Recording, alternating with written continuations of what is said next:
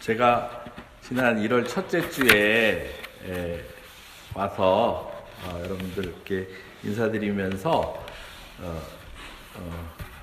제가 지금 강화도에 살고 있다고 말씀을 드렸습니다. 이제 저희 그 마을은 사묵리라고 합니다. 근데 그 마을 옆에는 얼마 전에 돌아가신 그 신영복 교수님께서 나무야라고 하는 책에 소개를 하신 그 저녁 노을이 예쁘다라고 하는 신 교수님이 다녀보신 그 중에서는 가장 예쁘다고 거기 책에 그렇게 말씀을 하셨더라고요. 하일리라고 하는 곳이 있습니다. 근데 이제 하일리는 우리 집에서 고개를 3개를 넘으면은 있는 곳인데요. 3번째 고개를 저희 집에서 넘다가 왼쪽으로 이렇게 바라보면 강화학파의 큰 스승이신 하곡 정제도 선생님의 그 묘가 있습니다. 여러분들 잘 아시는 분도 계시겠지만 이 정제도 선생은 강화학파를 만드신 분입니다. 근데 이 강화학파는 조선시대에는 그 성리학이 주류였는데 여기서 이 학파는 양명학을 공부한 학파입니다.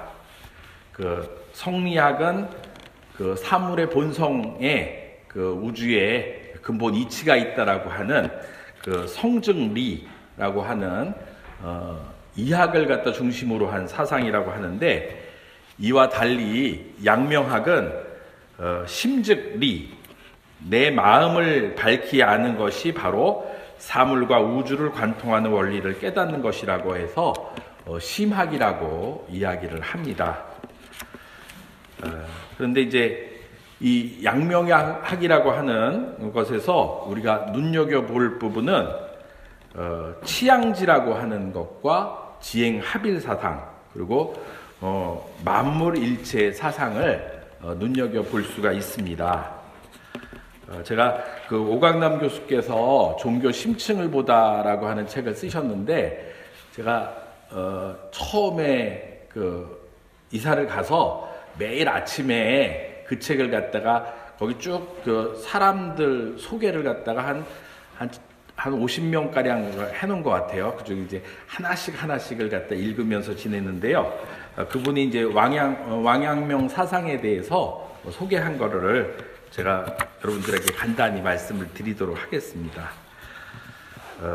모든 사람의 마음 속에는 본래부터 타고나는 본마음을 양지라고 하는데, 이 본마음을 최대로 활성화하는 것을 치양지라고 합니다. 이렇게 활성화한 순수하고 선한 마음을 따르는 한 행동은 자연히 선하고 바르고 의연할 수밖에 없다, 이렇게 봅니다. 그래서 양지를 통해서 내적 깨달음이 있으면 거기에는 반드시 행동이 따른다는 게 지행합일의 사상입니다. 그리고 이 지는 행의 시작이고 행은 지의 완성이다 라고 그 왕양명은 이야기를 합니다. 그리고 이 만물일체의 사상은 우리가 사사로운 뜻이나 욕심만 일으키지 않으면 그 양지에 의해서, 우리 안에 가지고 있는 그런 마음에 의해서 만물과의 일체성을 깨닫고 타자의 아픔을 같이 할 뿐만 아니라 자연히 고통을 줄이려 노력하게 될 것이라고 하는 사실을 깨우쳐 준다고 그렇게 이야기를 하고 있습니다. 저는 이 책을 읽으면서 왕양명의 이런 사상들이 요한복음에서 말하는 사랑과 굉장히 비슷하다라고 하는 생각을 했습니다. 그래서 여러분들에게 사랑에 관해서 함께 말씀을 전하고 또 나누어 보고자 합니다. 오늘 말씀은 이렇게 시작이 됩니다. 이제 나는 너희에게 새 계명을 준다. 서로 사랑하여라. 이와 유사한 구절로 볼 수 있는 말씀이 공간복음서에도 몇 번 나옵니다. 우선 마가복음 12장 31절을 같이 읽어보도록 하겠습니다. 나눠드린 거 같이 보시죠. 예. 둘째가는 계명은 내 이웃을 내 몸같이 사랑하여라 한 것이다. 이 두 계명보다 더 큰 계명은 없다. 또 마태복음 22장 39절로 40절의 말씀 또 읽겠습니다. 내 이웃을 내 몸같이 사랑하여라 한 둘째 계명도 이에 못지않게 중요하다. 이 두 계명이 모든 율법과 예언서의 골자이다. 이는 레위기 19장 18절을 인용해서 주님께서 내 이웃을 내 몸과 같이 사랑하라고 하신 말씀입니다. 그리고 이 말씀을 하시고는 이것이 가장 큰 계명이고 또 율법과 예언서의 골자라고 하시면서 이웃사랑을 강조하고 계십니다. 여기서 사랑은 새로운 것이 아닌, 공간복음에서 이야기하는 그 사랑은 새로운 것이 아닌 옛 전통 가운데 중요한 그 무엇입니다. 그런데 요한복음은 유독 사랑이 새로운 계명이라고 합니다. 과연 무엇이 새로울까요? 그 질문에 답하기 전에 우선 요한 공동체가 처한 현실을 한번 둘러보도록 하겠습니다. 요한복음은 서기 90년 이후에 쓰여졌다고 합니다. 왜냐하면 요한복음에는 회당에서 쫓겨난다는 것을 암시하는 이야기가 수차례 나옵니다. 그 당시 요한 공동체, 아니 그리스도인들에게 과연 무슨 일이 일어났을까요? 서기 90년에 유대인들은 얌니아에 모여서 율사들을 중심으로 18개 조의 기도문을 만들었습니다. 그 가운데 12번째 12조는 이런 이야기가 있습니다. 그리스도인들과 이단들을 저주하여 그들을 모두 사라지게 해달라는 그러한 문구를 그 기도문에 기록을 했습니다. 그러니 더 이상 그리스도인들이 회당 집회에 참석할 수가 없었습니다. 그 기도문을 따라 읽으면 자신들을 스스로 저주하는 게 되니 말입니다. 그래서 자연스럽게 그리스도인들은 이제 회당에 나아갈 수 없게 되고 유대 사회에서 추방당하는 그러한 신세가 되었습니다. 공동체의 위기가 다가왔습니다. 그들은 유대인들에게 배척당하고 로마 제국의 박해에 무방비 상태로 노출되었습니다. 이런 어려운 상황에서 요한복음은 기록이 됐습니다. 공동체 식구들에게 위로와 용기를 주기 위해서 사랑을 이야기합니다. 그렇다면 그런 이들에게 서로 사랑하라는 것이 어찌 새로운 메시지일까요? 그 다음 줄을 읽어보면 이런 말씀이 있습니다. 내가 너희를 사랑한 것 같이 너희도 서로 사랑하여라. 내가 뭐뭐 한 것 같이 라는 말이 눈에 들어옵니다. 주님께서 한 것처럼 그렇게 하라는 것입니다. 그렇다면 주님께서는 어떻게 사랑을 하셨는지 먼저 살펴보도록 하겠습니다. 주님께서는 새 계명을 말씀하시기에 앞서서 제자들과 식탁을 함께 하셨습니다. 그 이야기를 함께 읽어보겠습니다. 요한복음 13장 4절부터 5절의 말씀, 12절, 14절의 말씀입니다. 식탁에서 일어나 겉옷을 벗고 수건을 허리에 두르신 뒤 대야에 물을 떠서 제자들의 발을 차례로 씻고 허리에 두르셨던 수건으로 닦아주셨다. 예수께서는 제자들의 발을 씻고 나서 겉옷을 입고 다시 식탁에 돌아와 앉으신 다음 제자들에게 이렇게 말씀하셨다. 내가 왜 지금 너희의 발을 씻어 주었는지 알겠느냐? 스승이며 주인 내가 너희의 발을 씻어 주었으니 너희도 서로 발을 씻어 주어야 한다. 제자들의 발을 씻기신 이야기입니다. 사실 당시 유대 사회에서 발을 씻어주는 행동은 종이 주인을, 여성이 남성을, 그리고 자식이 부모를 씻어주는 것입니다. 그 대상이 거꾸로 되는 것은 도저히 있을 수 없는, 용납되지 않는 그러한 행위였습니다.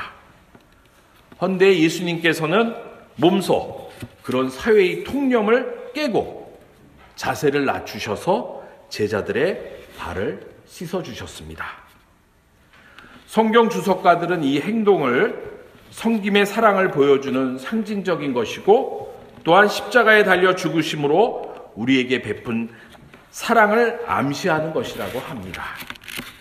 그렇다면 내가 너희를 씻어주었으니 너희도 서로 씻어주어라 는 이 말씀은 바로 사랑의 구체적인 내용입니다. 윗사람이 아랫사람에게 하는 시혜적인 사랑이 아니라 마음의 자세를 낮춘 섬김의 사랑을 제자들에게 말씀하고 계신 것입니다. 아래로부터의 사랑입니다. 서로 사랑하라는 것이 새로운 이유는 주님께서 보여주신 그 섬김의 사랑 때문입니다. 내가 사랑한 것처럼 말씀이 몸으로 드러났기에, 그런 사랑을 우리에게 요구하기에 이 계명은 새로운 계명이 되는 것입니다. 스승의 권위도 내려놓고 목숨까지도 던지는 그런 사랑. 여러분은 그런 사랑을 할 수 있습니까? 그렇게 사랑하신 이가 당신에게 그처럼 하라고 도전을 하십니다. 이게 어찌 새롭지 않겠습니까? 그렇다면 이런 사랑이 어떻게 가능한 걸까? 저는 요한복음을 읽으며 공간복음에서 찾아보지 못한 표현을 많이 보게 됩니다. 뭐뭐 아내라고 하는 그런 표현입니다. 이 말이 일반적인 장소의 안쪽을 의미하는 것이 아니라 좀 더 심오한 뜻을 가지고 있습니다. 이렇게 쓰인 게 요한복음엔 한 20번 정도 나옵니다. 그 중에 제가 선택한 구절을 함께 읽어보도록 하겠습니다. 요한복음 14장 11절과 20절의 말씀입니다. 내가 아버지 안에 있고 아버지께서 내 안에 계심을 믿으라. 너희가 내 안에, 내가 너희 안에 있는 것을 너희가 알리라. 이 말씀은 아버지 하나님과 나 예수님이 하나라는 말입니다. 또한 너희 그리스도인들과 또한 나 예수님이 하나라는 말입니다. 이것을 우리는 3단 논법으로 이렇게 구성해 보면, 그리스도인들은 그러니 나와 저와 여러분은 모두 하나님과 하나라고 하는 것입니다. 저는 이것이 사랑의 원리라고 봅니다. 레위기의 가르침, 이웃을 내 몸같이 사랑하라는 그 말씀을 확장해 보면 이웃과 내가 서로 다르지 않다는 겁니다. 나와 이웃은 하나입니다. 내 몸처럼 하나인 것입니다. 우리가 서로 다르지 않을진데 어찌 서로 사랑하지 않고 살아갈 수 있겠습니까? 내가 너와 하나라는 사실, 양명학에서 이야기하는 만물일체의 사상입니다. 그것을 우리가 깨달았는데 어찌 사랑이 가능하지 않으리요? 이미 우리가 알았기 때문에 그것을 행하는 것은 너무도 당연하다는 이야기입니다. 지행합일의 사상입니다. 양명학의 개념들과 겹쳐서 하나가 됩니다. 요한복음의 가르침이 하나가 됩니다. 우리가 서로 사랑할 수 있는 것, 그것은 우리가 하나이기 때문입니다. 어찌 이것이 새롭지 않겠습니까? 아직 완벽하게 정리는 되지 않았지만 요즘 요한복음을 읽으면 이런 말씀이 기쁨으로 다가옵니다. 본문 말씀은 이렇게 이어집니다. 너희가 서로 사랑하면 모든 사람이 그것으로서 너희가 내 제자인 줄 알게 될 것이다. 주님은 우리가 사랑함으로써 주님의 제자가 되고 또한 우리가 사랑함으로써 남들이 알아준다고 그렇게 말씀을 하십니다. 여기서 저는 남들이 알아준다는 것이 중요하다고 생각을 합니다. 사랑이 바로 제자 공동체의 표징이요 정체성이라고 하는 그러한 말씀입니다. 성서학자들은 요한복음을 1장부터 12장 또 13장부터 21장으로 크게 둘로 나눕니다. 앞부분은 표징의 책이요 뒷부분은 영광 혹은 때의 책이라고 이야기를 합니다. 앞부분에서 주님은 포도주 만드는 기적, 병 고치는 기적, 오병이어의 기적 등등 7가지 표징을 기록하고 있습니다. 그리고 그 주님께서 그렇게 행하신 것을 나타내고 있습니다. 이 표징은 예수님이 하나님의 아들이시라는 것을 보여주고 있습니다. 그런데 오늘 말씀에서 요한복음은 제자들의 표징을 말합니다. 스승이 사랑한 것처럼 사는 것이야말로 제자들의 길이요 그 공동체를 구성하는 근본인 것입니다. 우리 안에 자리 잡은 사랑의 마음을 더 활성화시키는 것이 제자들이 쌓아가야 할 공덕인 것입니다. 그것은 양명학에서 이야기하고 있는 치양지와도 같습니다. 우리 주님께서는 제자들을 위해 이렇게 기도하셨습니다. 함께 읽어보도록 하겠습니다. 아버지께서 나를 사랑하신 그 사랑이 그들 안에 있고 나도 그들 안에 있게 하려는 것입니다. 우리 교회 공동체가 사랑의 공동체가 되어야 할 당연한 이유입니다. 우리가 하나됨을 통해서 사랑이 우리 안에, 주님께서 우리 안에 머무신다는 것입니다. 하지만 이 사랑은 공동체 안에만 머무는데 그치는 것이 아닙니다. 그 사랑은 들불처럼 세상에 번져 나가야 하는 것입니다. 이것이 교회 공동체의 존재 이유요 또한 소명인 것입니다. 이제 마지막으로 한 가지만 더 생각해 보도록 하겠습니다. 그렇다면 그런 사랑을 가능하게 했던 주님은 과연 어떤 눈을 가지신 분이셨을까요? 누가복음 22장 60절부터 62절의 말씀, 이거는 베드로가 자신의 스승을 3번째로 모른다고 잡아떼는 그러한 장면에 이어지는 말씀입니다. 함께 읽도록 하겠습니다. 베드로는 이렇게 말하였다. 여보시오, 나는 당신이 무슨 소리를 하는지 모르겠소. 베드로가 아직 말을 채 끝내기도 전에 곧 닭이 울었다. 주님께서 돌아서서 베드로를 똑바로 보셨다. 베드로는 주님께서 자기에게 오늘 닭이 울기 전에 내가 3번 나를 모른다고 할 것이다 하신 말씀이 생각났다. 그리하여 그는 바깥으로 나가서 비통하게 울었다. 마가복음이나 마태복음에 없는 문장이 있는데 이것은 줄친 부분입니다. 주님께서 돌아서서 베드로를 똑바로 보셨다 하는 말씀입니다. 여러분은 이때 예수님의 마음이 어떠셨을까 하고 생각을 하십니까? 제가 예전에는 이 구절을 보면서 예수님께서는 베드로한테 야, 네가 죽도록 나를 따른다고 했지만 봐봐, 내가 너 3번 부인한다고 한 것처럼 그렇게 부인했을 거야. 이렇게 생각하며 저는 예수님께서는 베드로를 원망하셨을 거라고 그렇게 생각을 했습니다.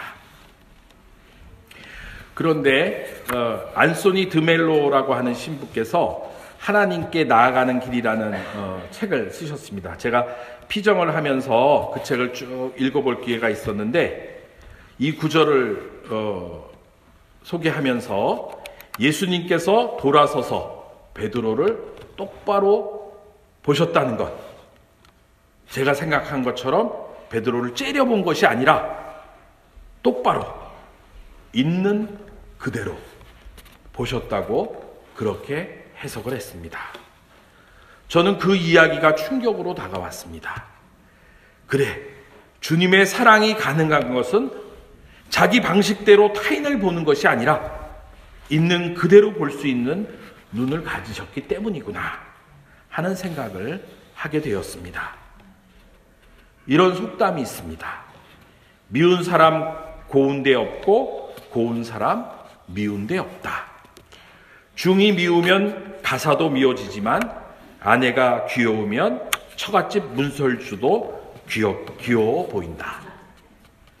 남을 판단하기 전에 과연 내가 그를 고운 이로 보기로 했느냐, 미운 놈 취급하기로 했느냐를 먼저 냉철하게 자문해 볼 필요가 있습니다.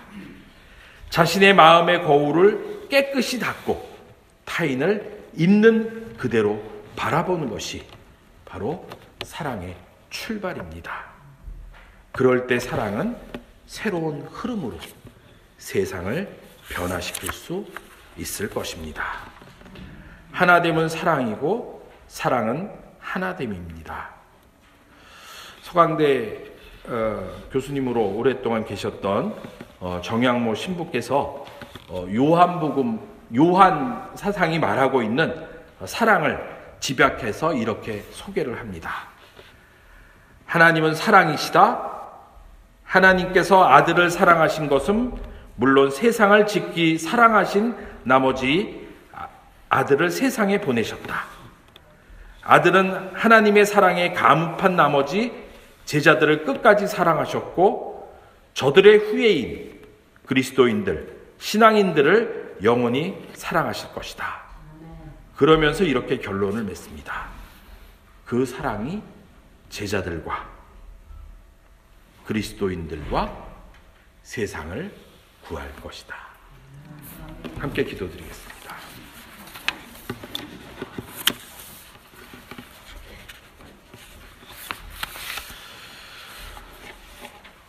사랑하라는 그러한 식상한 말이 우리에게 새롭게 들리는 것은 주님께서 그것을 온몸으로 살아가셨기 때문이라고 믿습니다. 그리고 그 사랑이 이제 우리를 구원하고 이 세상을 구원할 수 있는 확실한 대안임을 저희들 믿고 고백합니다. 주님, 그 사랑을 우리가 모시고 그 사랑을 드러내며 살아갈 수 있도록 주께서 함께해 주십시오. 예수 그리스도의 이름으로 기도드립니다.